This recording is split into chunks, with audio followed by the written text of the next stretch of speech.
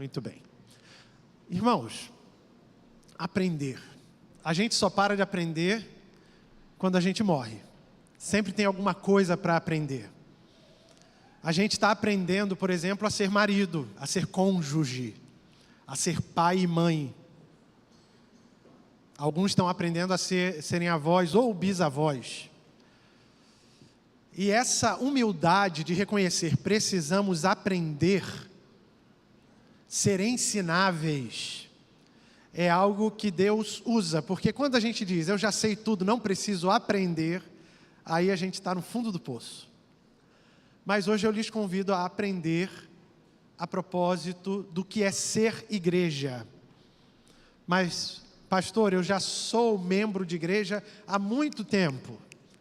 Mas nós sempre temos algo a aprender, a ajustar, a colocar nos eixos, a entrar na sintonia do Senhor de novo, para que a nossa vida possa ser de acordo com a expectativa de Deus sobre nós. Quando falamos de igreja, não estamos falando desse edifício. Apesar de muitos de nós dizermos assim, domingo eu vou à igreja, a igreja somos nós. Nós vamos ao templo, nós vamos ao local de culto. Mas a igreja, ela está dispersa na sociedade durante a semana, o que vai além do domingo. E nós precisamos aprender a ser igreja. E com quem nós vamos aprender a ser igreja? É com a igreja institucional? É com a igreja do crescimento explosivo? É com a igreja que nega a autoridade das Escrituras? É com a igreja liberal? É com a igreja que passa pano para o pecado? É com a igreja da guerra? É com a igreja armada? Com quem que nós vamos aprender a ser igreja?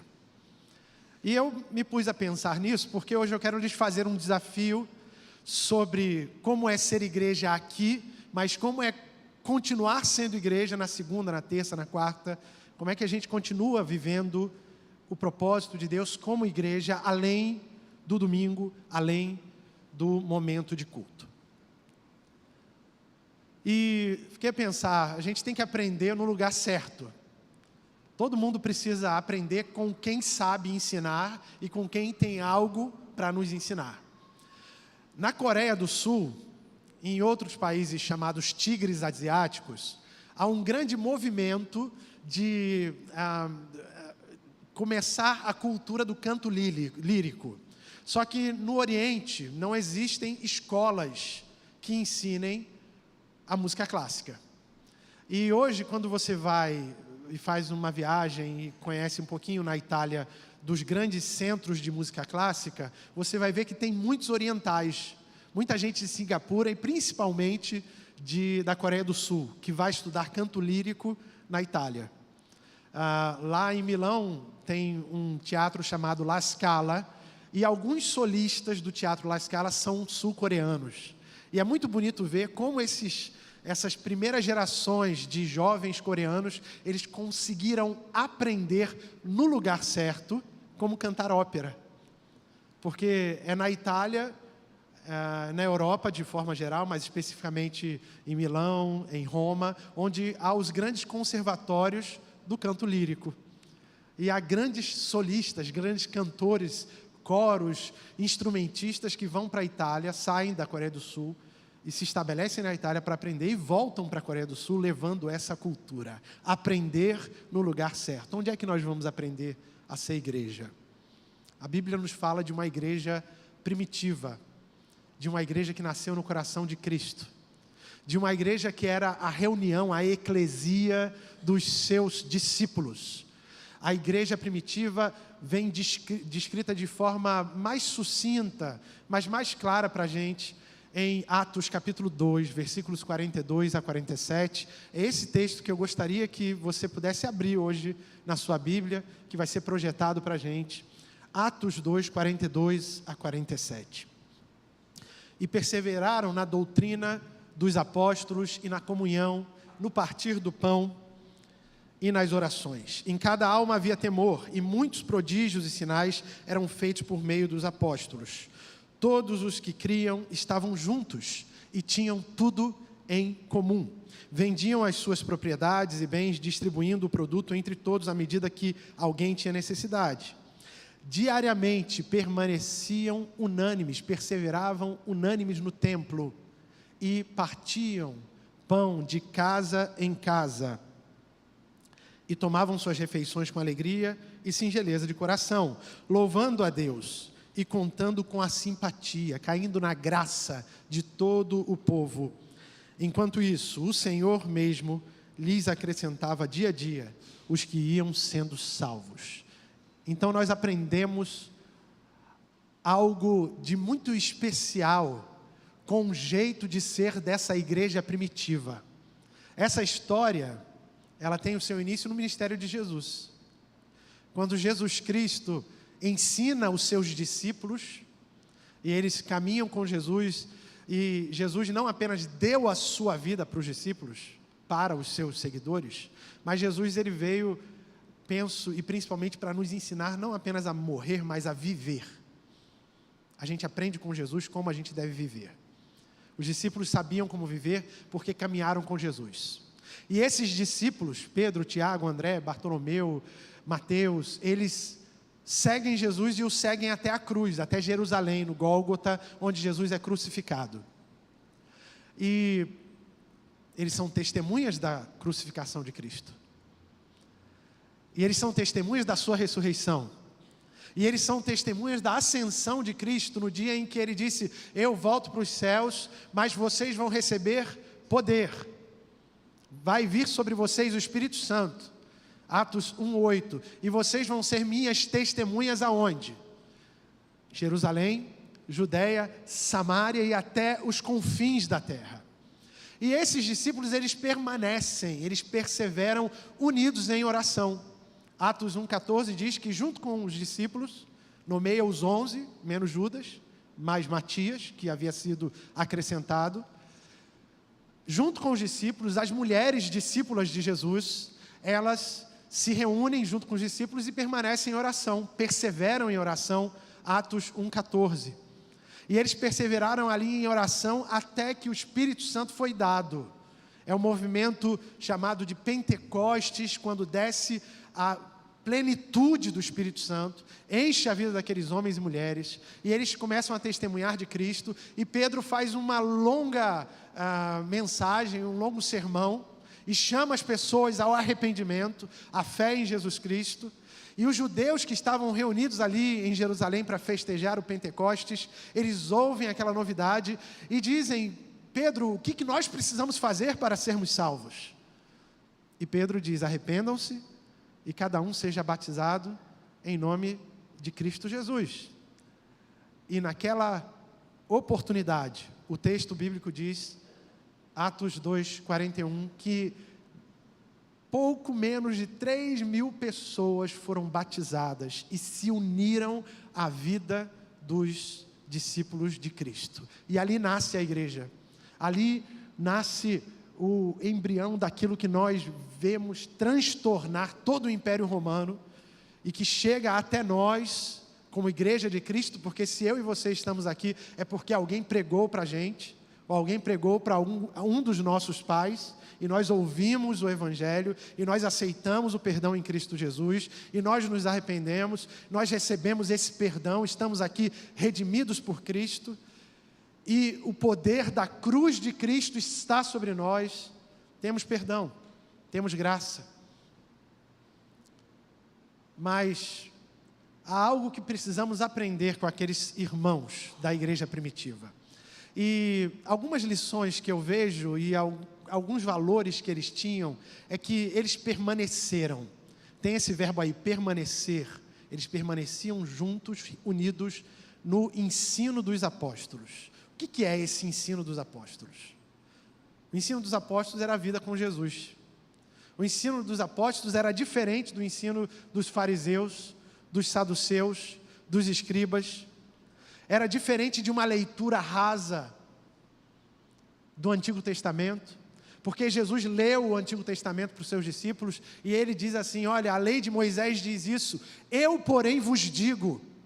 E ele muda, não muda a ética, mas ele muda completamente o coração daquela lei dizendo, a lei do Senhor pode ser manifesta nisso. Ame o Senhor teu Deus com toda a tua força, com toda a tua alma, com toda a tua inteligência, com toda a tua vida, e ao teu próximo como a ti mesmo. E isso se dá, esse relacionamento se dá, relacionamento de amor se dá no nosso dia a dia, na nossa prática cristã. É muito difícil nós amarmos uns aos outros aqui nessa grande reunião. Mas quando nós estamos juntos, em família, na nossa intimidade, nós podemos compartilhar, dar e receber amor. Jesus nos chama para esse amor. Jesus nos chama para esse amor porque Ele amou você, Ele amou o mundo.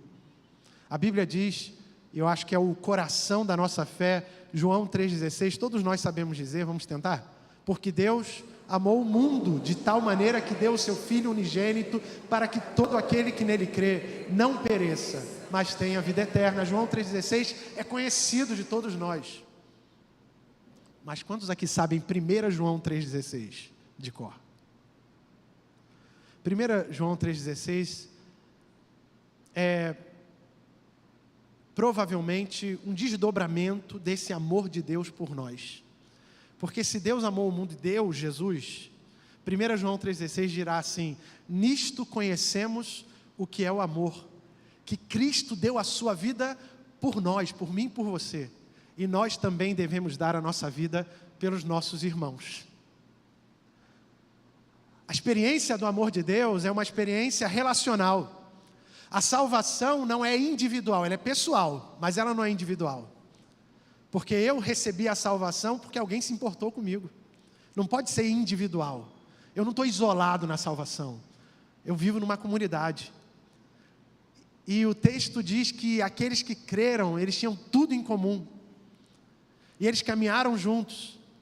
E eles perseveraram unidos na doutrina dos apóstolos. A expressão ali, perseverança, é a mesma que acontece quando eles estavam esperando ainda o Espírito Santo. Eles tinham recebido uma promessa de Jesus, descerá sobre vocês o Espírito Santo. O Espírito Santo desce. Eles estavam perseverando agora no Espírito Santo. E agora eles perseveram na doutrina dos apóstolos. O que é a doutrina dos apóstolos? É o fato deles terem caminhado com Jesus. Eles viram e ouviram em Jesus como viver. Como viver? Sem julgar o seu próximo. Sem afastar as pessoas. Sem serem juízes da consciência alheia. Viver com graça. Viver com misericórdia. Viver sendo igreja. Porque se a igreja é chamada por Cristo de fato para ser o seu corpo, é porque nós somos mãos para ajudar, para levantar aquele que está caído. Somos braços para abraçar as pessoas que estão desencorajadas. Somos ombros sobre os quais as pessoas podem chorar. Somos boca para dizer, para proclamar a bênção do Senhor. O problema é quando a igreja quer amaldiçoar, quer afastar com os braços. Quer chutar, ao invés de correr para ir pregar o Evangelho. A igreja precisa ser uma comunidade aberta aos de fora, olhando para os de fora. E é interessante que Jesus sempre foi aberto aos de fora. É muito relevante pensar que Jesus Cristo, Ele é a síntese da palavra de Deus. Se nós lemos a Bíblia, a leremos olhando pela ótica de Jesus. Não dá para entender a Bíblia sem ter em mente João 3,16 e sem ter em mente o amor de Deus pela humanidade. A doutrina dos apóstolos está completamente ligada a essa experiência com Jesus. Não é uma doutrina, não é uma cartilha de regras e leis, mas é uma experiência com Jesus, encarnado, morto por nós, ressurreto, vencedor, compassivo, misericordioso, que estendeu a sua mão para mim e para você quando nós estávamos no charco de lodo. Jesus Cristo está presente. Caminhemos com Jesus. A doutrina dos apóstolos é Jesus Cristo. Por isso que João vai dizer que o verbo, a palavra de Deus se torna carne e habita entre nós, cheio de graça e de verdade. Nós vimos a glória dele como glória do unigênito do Pai. Jesus é a manifestação da doutrina dos apóstolos. Os apóstolos estavam dizendo, olha, Jesus nos ensinou a viver assim, nos ensinou a falar assim, nos ensinou a nos portarmos assim. A nossa ética foi transformada por Jesus. Nós não viemos aqui para julgar ninguém. Viemos aqui para transbordar a graça que recebemos, porque pecadores que somos, fomos salvos, fomos redimidos dos nossos pecados. O nosso passado está perdoado, o nosso presente está redimido, o nosso futuro tem esperança porque vivemos em Jesus. Além de perseverarem na doutrina dos apóstolos, o texto diz ainda no versículo 42 que eles perseveraram no partir do pão e nas orações. A gente parte o pão com quem a gente ama. A gente parte o pão para celebrar. A gente se senta à mesa com pessoas que a gente quer bem. O partir do pão significa dividir a minha vida, compartilhar a minha vida. Jesus fazia isso direto. O tempo todo nós lemos nos evangelhos Jesus se aproximando das pessoas e partindo com eles o pão. Seja nos milagres, a multiplicação dos pães, as multiplicações. Seja no momento em que é convidado por um publicano para sentar na sua mesa. Sentou-se à mesa de Levi, que é Mateus. Sentou-se à mesa de Zaqueu. Sentou-se à mesa dos fariseus. Simão, o leproso, era fariseu. Jesus sentou à mesa e partiu o pão, a ponto de ser acusado de beberrão, de comilão, porque ele se sentava e comia, e ele tinha comunhão com aquelas pessoas. E o problema é quando a gente começa a ser muito seletivo em quem vai sentar na mesa. Jesus não selecionava pessoas. Jesus não dizia, olha, eu sento na mesa com vocês, mas com vocês não. Quando ele teve que celebrar a última festa judaica com seus discípulos, a última ceia, ele chamou todos. Todos os 12 estavam lá. Nem Judas que o negou, que o traiu, nem Pedro que o negou, ficaram de fora. Todos foram chamados. E isso nos mostra um grande amor. Isso nos dá um exemplo do que é o desejo de ter comunhão. Agora esses discípulos, eles perseveram na oração e no partir do pão, porque eles haviam aprendido lá atrás, no ministério de Jesus, o que era partir o pão, qual era o significado disso. Depois de uma dessas partilhas de pão, o Senhor Jesus, ele disse, eu sou o pão da vida, João capítulo 6, eu sou o pão da vida. E aí continua dizendo em João capítulo 6, assim, olha, quem comer da minha carne e beber do meu sangue, verdadeiramente é meu discípulo. Jesus não estava falando de comer a carne de fato, não, ok? Mas ele está falando de união de vidas. Quem não se misturar com a minha vida, não pode ser meu discípulo. Quem não comer pão junto comigo, não pode ser meu discípulo. Quem não experimentar de mim na sua vida, não poderá ser o meu seguidor. Então, é interessante que naquele momento, as pessoas, inclusive discípulos de Jesus, que além dos 12 havia uma outra multidão de discípulos, eles se escandalizaram. E o texto diz que muitos deles voltaram atrás e disseram, é muito duro esse discurso, vamos embora. Nós aqui, né, pastor Alceni, fazemos apelo para que as pessoas venham. Parece que Jesus estava fazendo um apelo ao contrário. E aí ele fala para os 12 assim, vocês também querem ir embora? Podem ir. O que Pedro diz? Senhor, para onde iremos nós, se só Tu tens as palavras de vida eterna? Jesus Cristo é o pão da vida. E Ele nos chama para convidarmos pessoas para partirem o pão conosco. Mas é difícil a gente fazer uma mesa na qual a gente pode partir o pão, numa comunidade assim tão grande, né? Com tanta gente. Como é que a gente faz isso? Como é que a gente soluciona esse problema do partir o pão, da intimidade? Porque Jesus está chamando a gente para a sua intimidade. E uns aos outros para termos intimidade, para termos comunhão verdadeira, para caminharmos juntos. É importante notar também, quando Jesus se apresenta para a igreja de Laodiceia, ele diz, eu estou à porta e bato. Se alguém ouvir a minha voz e abrir a porta, eu entrarei em sua casa. O que diz o texto? Apocalipse 3:20. Entrarei em sua casa, cearei com ele e ele comigo. Porque a igreja de Laodiceia não era uma igreja, não era uma flor que se cheirasse. Mas ele estava convidando aquela igreja pecadora ao arrependimento e à comunhão. Venham à minha comunhão, porque na minha comunhão há remissão de pecados, há perdão, há graça para vocês. E o problema é quando a gente diz assim, ok, o Alcenir pode sentar comigo à mesa, o Davi pode sentar comigo à mesa, o Roberto pode sentar comigo à mesa, a Tamara pode sentar comigo, porque eles são iguais a mim, eles creem como eu creio. Mas outras pessoas que não creem como eu creio, que não têm os mesmos princípios que eu tenho, não podem se sentar à mesa. E a gente exclui as pessoas da mesa, que não é nossa, que é do Senhor. Tudo que é diferente fica de fora. E quanto mais a gente quer que as pessoas sejam iguais para terem comunhão conosco, para partirem o pão conosco, mais sozinhos e isolados a gente vai ficando. Porque o partir o pão aqui era para todos que quisessem chegar. Venham à mesa de Jesus.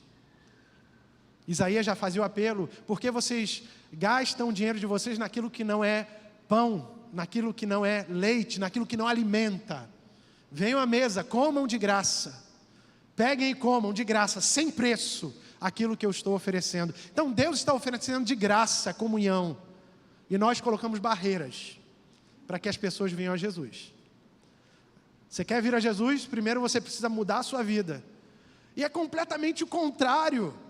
A pessoa vem a Jesus como ela é. E Jesus, a partir da sua obra salvadora, redentora, justificadora, santificadora, Ele transforma a vida da pessoa. Mas a gente coloca barreiras. E a gente diz, você pode vir a Jesus e pode caminhar comigo se você for assim. Cristo, diferente disso, chama as pessoas à sua mesa. Venham partir o pão. Aquela era uma comunidade que partia o pão de casa em casa. Diz o versículo 46, que eles estavam unânimes no templo. Veja aí, Atos 2,46. E de casa em casa partiam pão. Porque não dava para no templo todo mundo ter comunhão. Então eles iam para as casas, faziam pequenos grupos.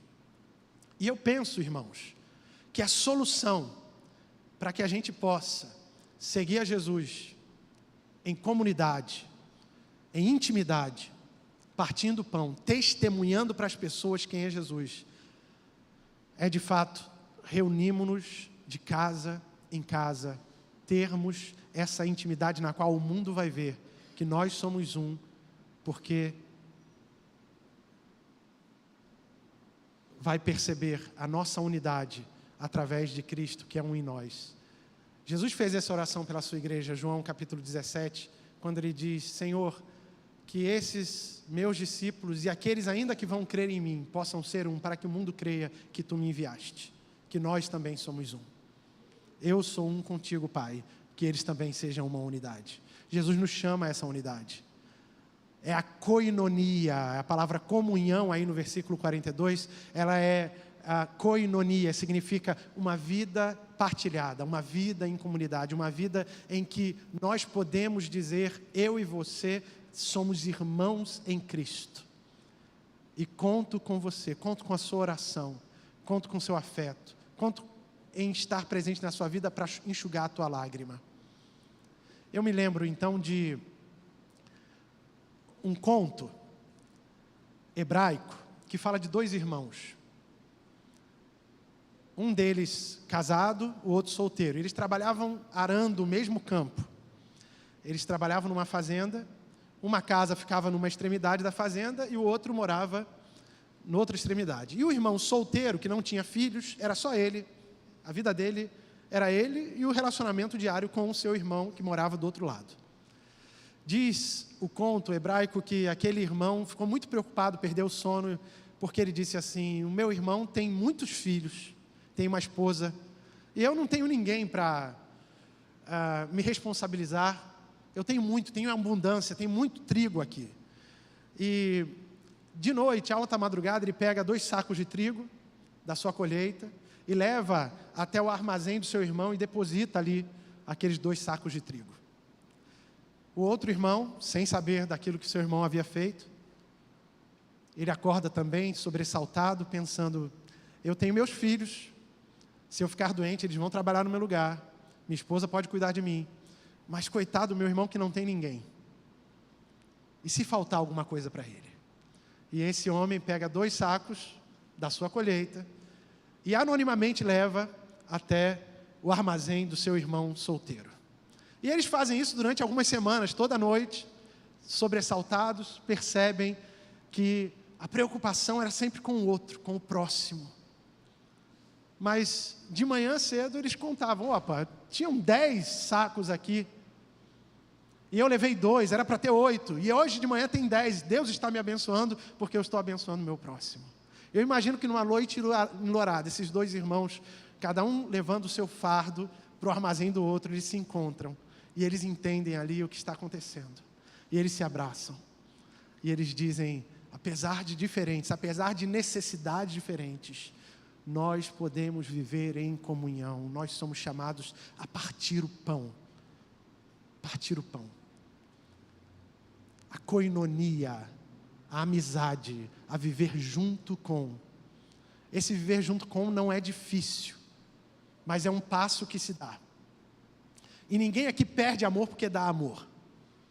Eu falava para os adolescentes um outro dia, que se eu tivesse, não tenho, mas se eu tivesse R$1.000 no bolso, e elegesse 5 irmãos aqui para ganhar R$200 cada um, eu ia dar R$200 ali para a irmã Patrícia, e ela ia receber esses 200 e eu ia ficar com 800.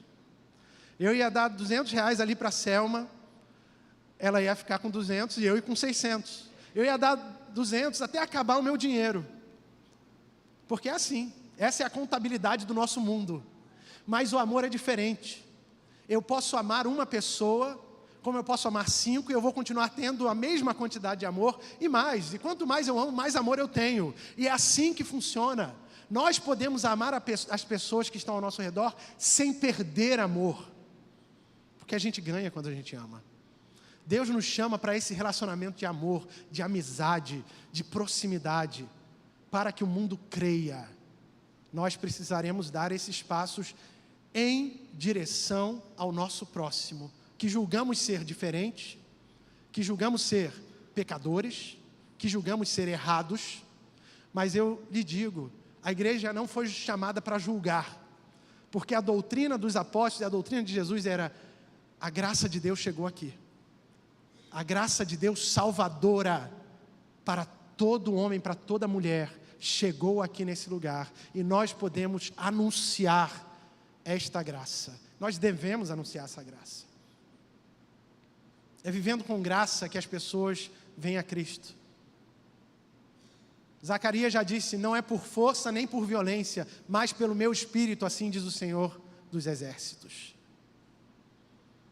E tantos de nós queremos convencer as pessoas que nós estamos certos. Eu quero lhe dizer, quem convence o homem e a mulher do pecado, da justiça e do juízo, não sou eu nem você. O meu trabalho, a sua tarefa é pregar o Evangelho. Quem convencerá o Espírito Santo de Deus? Deus nos chama para sermos um, para que o mundo creia que Jesus Cristo foi o enviado de Deus, e para que as pessoas possam se render, não à igreja, mas a Jesus. E assim Deus ia acrescentando aqueles que iam sendo salvos. Era algo muito natural, não tinha segredo. Não era uma igreja explosiva porque eles tinham um determinado ministério, eles faziam alguma coisa diferente, não. Eles apenas estavam fazendo aquilo que Jesus os havia ensinado a fazer. Viver com graça, pregar a graça, chamar as pessoas ao arrependimento.